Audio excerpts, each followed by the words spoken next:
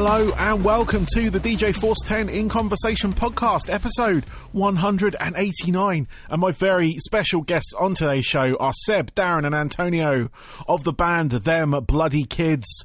They're a new band to me. They've been around for a couple of years, but they have released a brand new single called Freedom of Peace.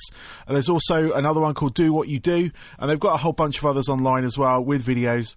So please check that out. They've got a brand new album coming out in April on Blood Blast Records. It was produced by Justin Hill, which you'll find out all about in the actual interview as well. So I'm not going to spoil any more of that.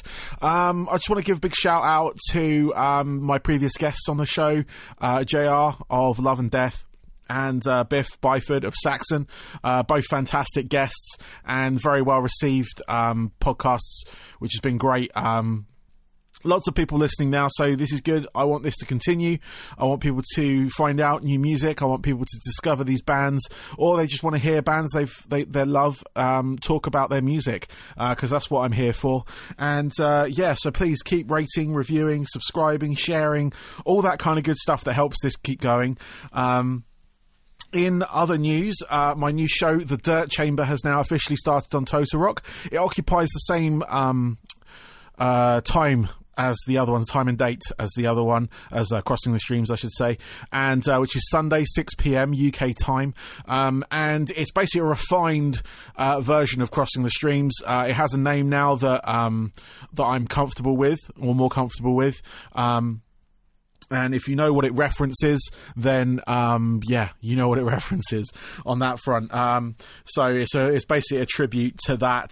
And, with that, I'm still doing live streams. So on the 5th of March, Schism Rock Club Twitch page and TotalRock's Twitch page are going to be hosting a live virtual nightclub. Again, this will be our third one. And, it's been going great so far. So please do check that out. Subscribe to the channels, follow the channels. And tune in. It usually starts around about 10 o'clock and then goes on till sometime in the morning. I'm on usually around about midnight, so you'll get to hear live versions of basically the Dirtchamber and other stuff as well, in as much as the mixing styles and stuff like that. But do come along, do enjoy it. It's free entry. You get private toilets, all that kind of good stuff, because you're in the comfort of your own home. You get to pick your drinks as well, get cheap drinks around. But yeah, that's pretty much what's been going on. I've got another interview coming up on Friday. It's actually going to be a video interview as well, so it'll be up on the pages, on the YouTube and everything like that, as a visual side of things with Northman. And then we've got a couple ending February. Like I said, this February we've been doing 2 shows per week, and then we're going to go back to 1 per week when we hit March. And then some other stuff's going to kick off as well, which is great. Oh, yes, one other thing that has kicked off. I have started a playlist on Apple Music. I had a few of you sort of like say yes to playlists and what I'm listening to and what I think, you guys might like and what bands I think you should be listening to, and some old classics thrown in there as well. But I'm going to keep it to 20 tracks. I'm going to be updating it every week. So I'm just going to be rotating tracks, dropping some out, putting some new classics in, stuff like that. This band right now are on that playlist, so please go check it out. And if you want to find the link for that, you come to my social pages. I've posted it up on my Twitter page, Facebook, and all that kind of good stuff, so it's all there. And if you want it on Spotify, please let me know and I'll happily create one. But I do subscribe to Apple Music, so that is my sort of like streaming service of choice when it comes to this sort of thing. But please subscribe. It's called DJ Force X Chamber Tunes. If you can find it by searching, do that. If not, the link is on my page, so please do click on that, subscribe to it, and then every week I'll just be posting up new songs that have kind of caught my ear and that I think you should not to rhyme it, but hear. But yeah, anyway, on that terrible ending just there, I give you Them Bloody Kids. Enjoy.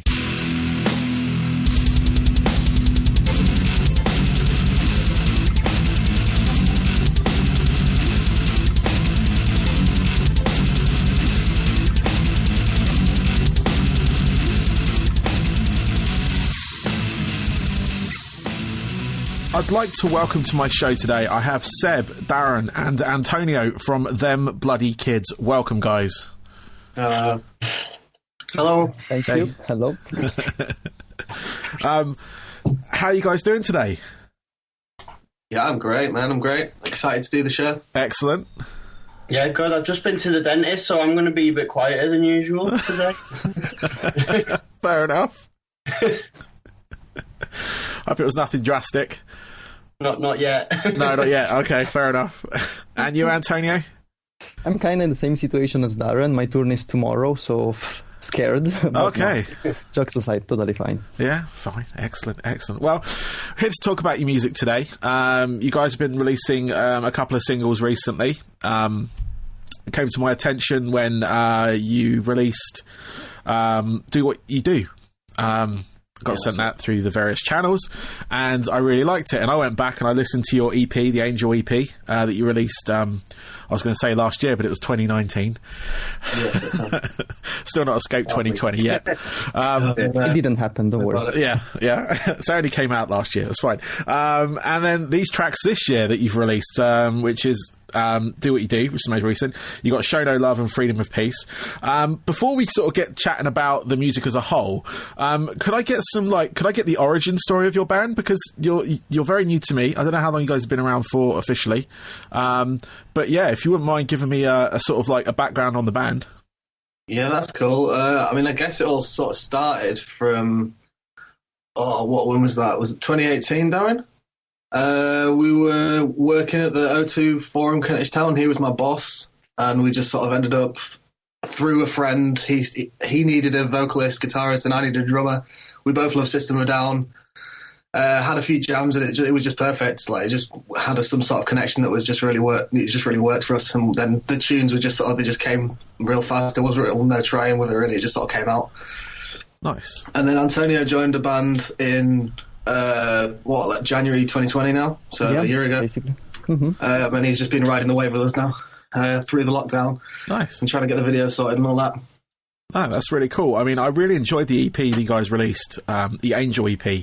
I went on my streaming service and played that because obviously I'm really enjoying your current material, which is great. But yeah, obviously that's brought us up to sort of like today. You guys have, let's say, released those 3 singles for an upcoming album. You've got called Radical Animals, which you're planning to release in April, I believe. Yep, yeah, excellent. My research is good. I was just sort of like, because you guys are relatively new and we've had this pandemic, there's no other word for it. Yeah. How have you guys kind of like, how has it treated you as a new band? Because obviously, I've spoken to other bands established and new and all the way through the spectrum, and it's affecting everyone differently. But how has it kind of affected you guys? Well, we had everything ready to go in early 2020. We just needed to teach Antonio the songs. We had lots of gigs booked and plans, lots of release schedules, the whole lot, really. We had it all ready to go, and then we just kept saying, COVID happened, and we're like, we'll just wait a couple of months and see what happens, and then that comes, and we'll wait a couple of months and see what happens, and eventually it got to around September, and we were fed up of waiting, so we decided to just make what we could out of the situation, make the videos, and just crack on with the releases and get it out there, which brings us to where we are now as well. Yeah. So whereas, like, because I've been watching the videos as well, like, how was that filming them in this sort of situation? Because obviously you have to follow certain guidelines, quote unquote. We managed to squeeze them in the periods where lockdown was lifted, and we were down to like tier 1 or 2, and we managed to squeeze them in then and just plan them accordingly around what's happening. We were very careful anyway. We had a limited number of people there, so it was a controlled situation. Yeah. And we got an animated video to be released with the actual album, so that's obviously just an animator on his own. So it saves us some fucking skeleton. But I mean, the quality of your videos, I mean, the quality of the music is great, the production value and everything, which we'll go into in a moment, because I know you had Justin Hill behind it, and but the videos themselves, they're of a high quality as well. Like, do you do those yourselves, or have you got like a solid bunch of like a network of people basically, or friends that we got our manager put us in touch with Low Key Films, which is Sean Hodson, I think his full name is. Yeah, and he listened to the tracks and said he'll do them videos with us. So he's done the 3 that are out now. He's done with us, and then we're making a sort of a more cinematic one for the Demon release coming up soon. Cool. With somebody who Seb knows. Nice, nice. So when it comes to this album, what was it like? Kind of like you say, you had it. I guess you had it. Did you have it recorded beginning of 2020? Yeah, we finished recording sort of. The last recording session was in August or September 2019. Oh wow! So you've held on to this for quite a while. Yeah, it's been ages. I think we got the finals through at the end of November 2019. Yeah, it was just before all this pandemic kicked off, so it was a really unfortunate time, but also really good because we've had that opportunity to use it to and create content and just keep things rolling. Really. Yeah. Yeah. No, excellent. And what was it like working with Justin Hill as a producer? Oh, that was amazing. I mean, he as a vocal coach as well. When you're working with him, it was fantastic. He just understood the sound of the band when we told him. We showed him the tracks, sort of the raw versions of the tracks, the demos, and obviously through the performance, he just sort of understood it more. And when it came to him producing it and sending it through, I mean, the first mix we got of the next single that we're going to release was the one that we decided to go with because it was just so perfect. He understood it so much. He just got our vibe.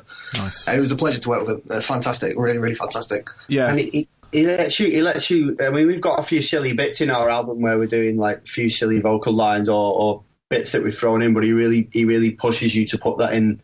Yeah. Pushes you to do your thing as well. It gives you the extra nudge. Yeah, it builds the character of the tracks for sure. Yeah, definitely. It's not because I've worked with a couple of producers myself. I know Justin since his days in Sixth and everything as well. So it's just sort of like a good producer because I've heard nothing good. I've never worked with him as a producer, music maker on that front. But from what I've heard, he does let the band express themselves, which is great. Like a lot of I've seen a lot of producers that can kind of force certain things into bands, like a certain sound, use a certain amp, so you get that kind of not generic guitar sound, but their guitar sound they're happy with, and stuff like that. But no, that's really cool. He's like because he can when they leave the quirks of the band in the whether it's an in joke, a sense of humor, or certain things you just want to put on there. You feel that inspiration to do that, and I've heard very good things about Justin on that front. Yeah, everything. I mean, even from we spent a day sorting out the guitar tone, using different pedals, all sorts of different things, just trying to just shape that sound that we really wanted and honing on it. Because obviously it was creating this new band sound, finding something to fit, finding somewhere in the universe to fit in terms of sound. And he was just so great at guiding us through that, because it can be quite messy, it can be quite a crazy situation, and he just gave us a little bit of stability through that, and helped us pick out the good sounds and put it all together and make it into what we've got now, which we're really, really happy with. Nice. Like a musical spirit guide. Exactly. Excellent. So, obviously you've mentioned you've got a new video coming. Have you got any other plans for this release? Because it looks like we're going to be sort of showless for, I would say probably, well, I don't want to be too pessimistic, but the majority of 2021. So what sort of stuff have you guys if you've got anything, have you got planned for people? I think we're thinking once we manage to get Antonio back into the UK, smuggling him in on the back of a lorry or something. Once we get him in, then we'll be able to do some jamming and hopefully get some live videos on sort of all the streaming sites and YouTube. Right? We've got to try and adapt, really, trying to get maybe some bi-weekly content and stuff like that on YouTube that we can just push constantly while we're trying to re-record next music, the next stuff. Yeah, I didn't realise, Antonio, I didn't realise you were still in Italy. No, don't worry. I don't have tons of pasta around me, so it was quite confusing. We've still got. The album's out on the 23rd of April, and the 2 singles from now till then, which gives us about 6 months really of pushing that before we crack on with all the other content, and we're going to start writing the second album. Seb's got loads of ideas already, and we just want to get in a studio somewhere, start knocking that out, so it's ready to go by 2022. Yeah. Yeah, lockdown's got me spewing riffs out. I'm just that's good. Need to record. Yeah, that's good. We actually started to work on something before this whole situation, and it was amazing. The few things that we started to make. Really good to work in a sort of creative way with Antonio as well, because we hadn't had the opportunity really to write with him until before it all kicked off. So we were just getting started, and then it all sort of split us apart. So, Antonio, how did you get involved with these guys? What was your sort of... So, in a very simple way, basically, me and Seb went to the same university, ICMP in London, and basically a friend of mine told me that there was this amazing band looking for a bass player, and he tried to enter in the band just because he is like an amazing guy who's trying everything, but he's playing like folk music in I would say instrumental, experimental music.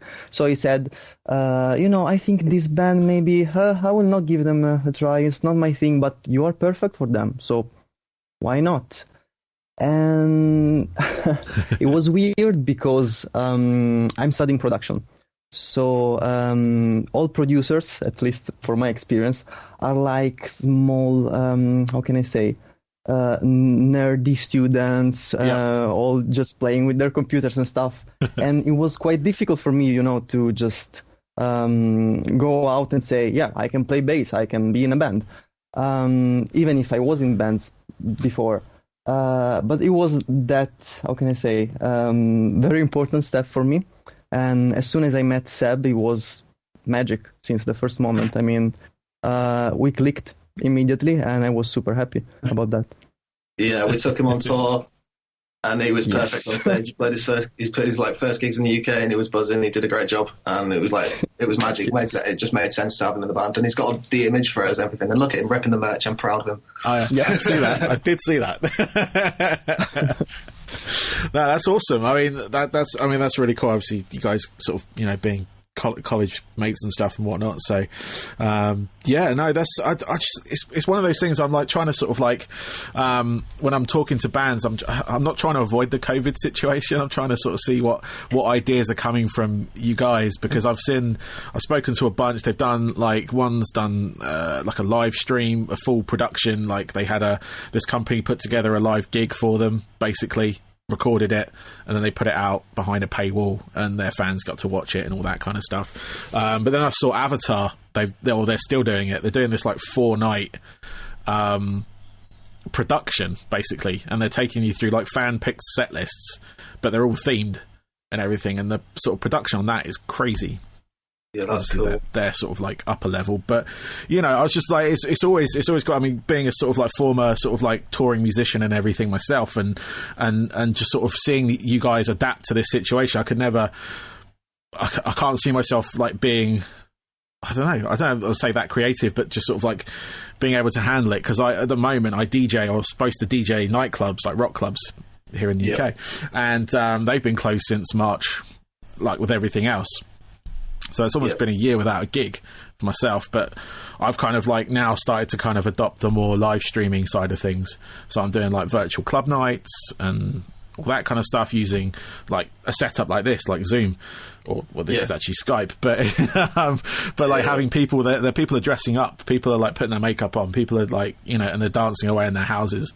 And it's just like, it's a weird, like, it's not weird, it's a great community, I should say, on that front. But it's just like watching everyone adapt and evolve into the situation we're in, which is, it's quite good to see that we can kind of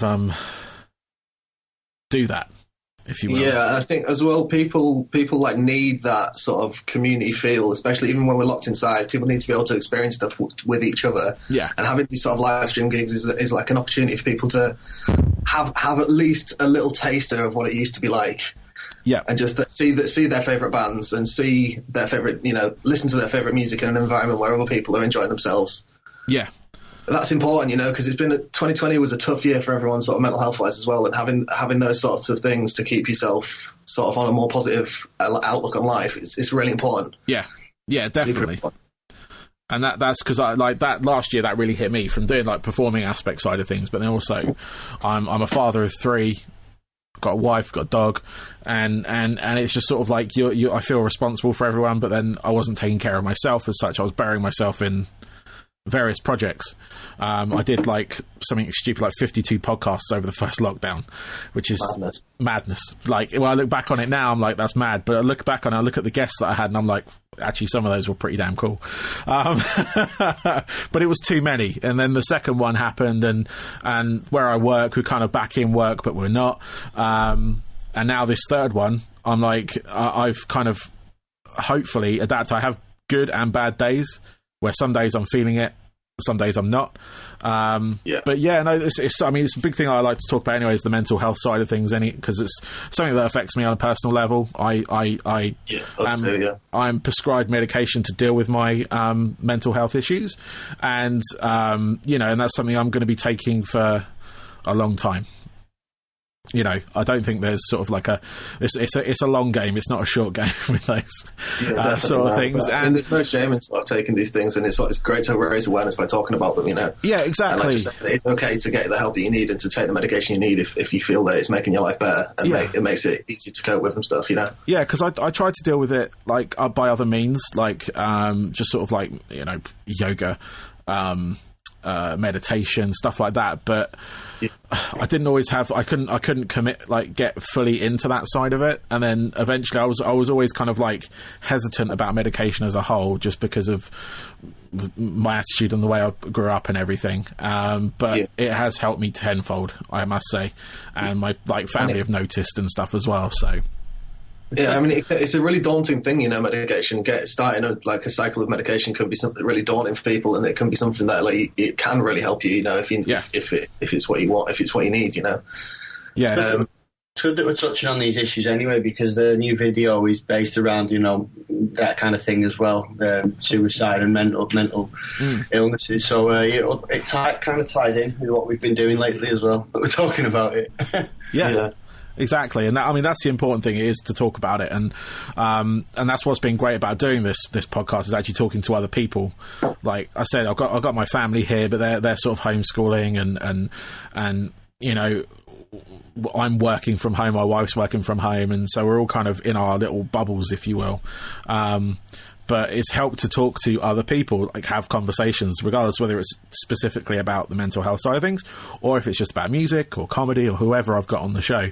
And then obviously with my work as well, I work with a team of people, and we have daily meetings and stuff as well, so that helps. But yeah, no, definitely. I mean, I like to talk about it on my podcast because it's my podcast for a start. But hopefully it'll help someone else to talk about it with someone else, or bring up a point about something else and everything like that. So, and I did notice on your video as well, like say Darren, like with that sort of side of things, that kind of like mental health aspect to it as well, which was really cool, which I was going to bring it onto, but thank you for bringing that up. Yeah, we wanted to slap the Samaritans number on the end there because, and some for some people watching in the USA as well. We just wanted to make sure that the people knew that there were actually helplines and stuff for if you are feeling super low and you need someone to talk to, and you don't feel like your friends or family are the people that you can turn to. Then there are people, like the absolute angels that work on these call centers, that can talk to you and can make you at least sort of see it from a different perspective. Yeah, and just like help you out, Yeah, definitely. So I've got a couple of questions left for you guys, if that's all right, and then I can let you get on with the rest of your evenings and stuff. So what I want to find out from you, each of you, are your it's kind of where your sort of influences lie, but what are the three pinnacle albums for each of you? The one that kind of, like for instance, the one that made you want to pick up an instrument, or the one that wanted to make you sing. Everyone's got that album that kind of like, fuck, I want to do that. I already played drums. I was in quite a strict religion growing up, so I didn't really get to listen to music that wasn't church music, but I already started playing drums in the church. Okay. And then someone at school showed me By the Way by the Red Hot Chili Peppers. Nice. And then that was it from there. And I immediately got down from By the Way into System of a Down, and then and my drumming kind of came from that funk from the Chili Peppers, and then straight into metal with System of a Down. Yeah, nice. And then it really gave me a big push towards rock. Cool. Yeah, Antonio, what do you want to know? For me, I would say In Utero from Nirvana, just because it was my baptism, basically, in rock music. I found this CD on the street. Someone left it there, and I had, I think, 13 years old. I found it, and after one day, I couldn't stop listening. Nice. And then straight away from Nirvana to Slipknot, actually, in a matter of 1 year. All right. So I think my second choice will be Subliminal Verses. Nice. And then I don't know. I usually don't pick a third position because I'm still waiting for another change in my music taste and life in general. So, but at this moment of my life, I would say the soundtrack for Doom. Oh, nice. So, Mick Gordon is an amazing composer, producer / everything. So I love that album. Excellent. What about you, sir? I'd say, well, so when I was like very, very young, I was surrounded by sort of David Bowie, Orchestral Maneuvers in the Dark, Queen, all sorts of different sort of things. But then it's not an album, but it's a film. I watched School of Rock, and it might sound very like, nice. you know, and at the time I was playing sort of acoustic folk guitar, finger picking stuff with nylon strings, and then I played cello as well. It was like all very classical stuff. And then I watched that film, and I was just like, that's what I want to do. That is exactly what I want to do. And like the next day, I got my parents to buy me an electric guitar. And from then, my taste just got heavier and heavier. I remember in 2013 when I saw System of a Down live for the first time. I'd never heard of them before. Nice. And I watched them, and then Mesmerised and Hypnotised, them albums, I just smashed them for probably about the next until now. Yeah. So 10 years. How old are you? I was 20 odd when they came out. 23 now. But yeah, and in terms of, I think just for me, the whole System of a Down discography would be my sort of like evolution through music, because it started with radio video, those classic tracks, and then into the sort of earlier stuff with like Mind and Soil and all them dirtier tracks. I really love, you know. Nice. I always got back to their first album, though. It's just, I know it was one that was missed when it first came out, but it was just so good. Yeah. It was a great album. It was funny, that first album, I remember, I'm old enough to remember it when it came out, but like it got absolutely panned. Like critically, it got panned. That's why a lot of people kind of, I think, missed it. It was like All Is Forgiven, Cold Chamber, Please Come Back was one of the reviews I think Terrorizer did quite famously, and stuff like that. But I love that album, like Sweet Pea and what was the other tracks?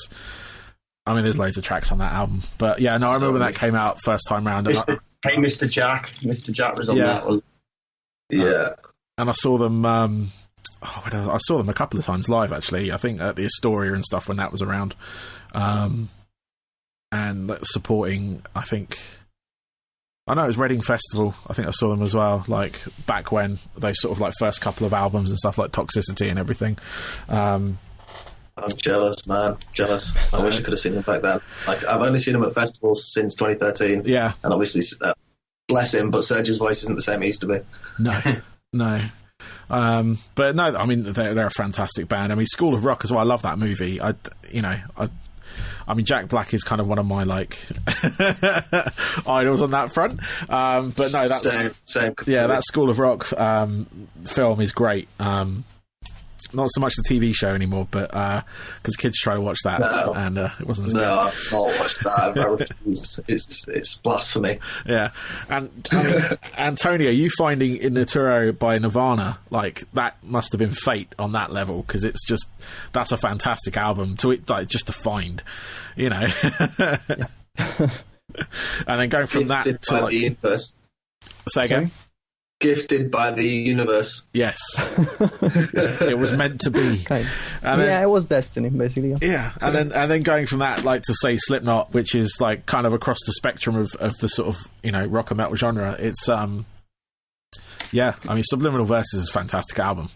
I'm a big fan of Slipknot as well. Again, I'm old enough to remember when the first album came out, but I saw them on one of their first UK shows, like in London, and they were absolutely fucking manic. Like, this was again at the London Astoria, and the DJ was like jumping off the balcony, and I think he actually ended up hurting a fan, but it was the craziest show I've been to, because it was highly enclosed, and you got to think that sort of like, I mean, if you've seen them now, it's quite crazy on a festival level. Yeah. But when you're in a sort of like, I say, a small venue, so it was like a 2,000, 1,500, I think, capacity. But like in the pit when I was younger, and that, like, it was absolutely manic. It was like them, Deftones, and Korn I saw at that venue. Wow. And those three, like, like there were different gigs. It wasn't the same gig, thankfully, because I would have died. But like being in the pit for those, like back when it was like that raw and like that aggressive, it was crazy. Yeah, but I can imagine. Yeah, I'm reminiscing and making you feel jealous now, aren't I? So, but yeah, I mean, on to my last question. I was just sort of like curious. I'm always curious about other people's like hobbies and stuff. So, if you guys have got any hobbies and stuff you're getting up to apart from music, what other stuff do you guys do? PS5, diving, but obviously I've not done that now in a year. Yeah, same. Actually, no, I managed to go to on holiday in September when we were allowed. Did a week of diving in Malta, so that was good. Nice. But yeah, I can't remember what I used to do for fun other than video games and diving anymore. Nothing wrong with video games. Like anything outside of the house is just null and void now. Yeah. All the memories have gone. We play a lot of nerdy board games in our house, Yes. Dark Souls, a board game, or Risk, Lord of the Rings. I love a bit of Risk. Yeah. Risk is good fun.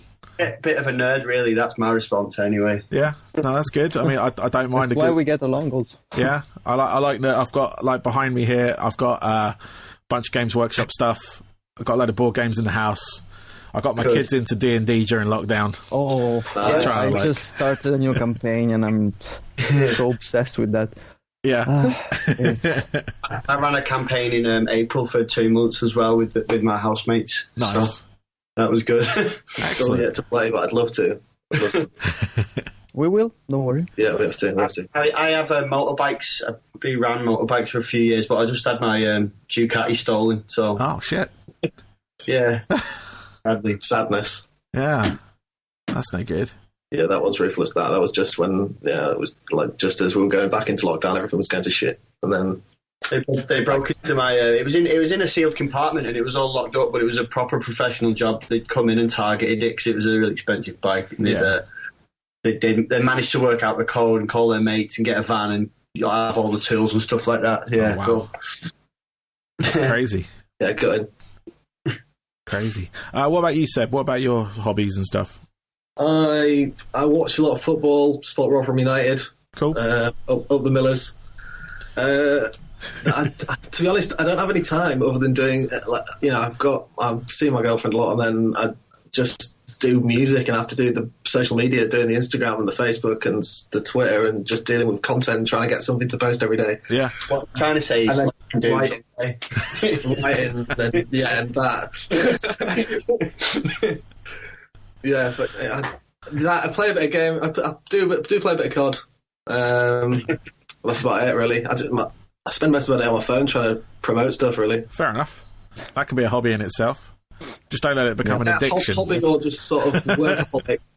Yeah, work hobby, yes. And you, Antonio, what about you? For me, something that good that happened actually during this lockdown, I get into filming, like video shooting, video editing, and it's very interesting. I'm delving into that, and let's see how it goes. It can definitely be something good for the band as well. We started to record some videos when I was there, whatever. But yeah, no, in general, as Darren said, like geeky stuff, like board games, Dungeons and Dragons. But I'm a big fan of also occult stuff, like esoteric, black magic, and tarot. Above everything else, tarot. Excellent.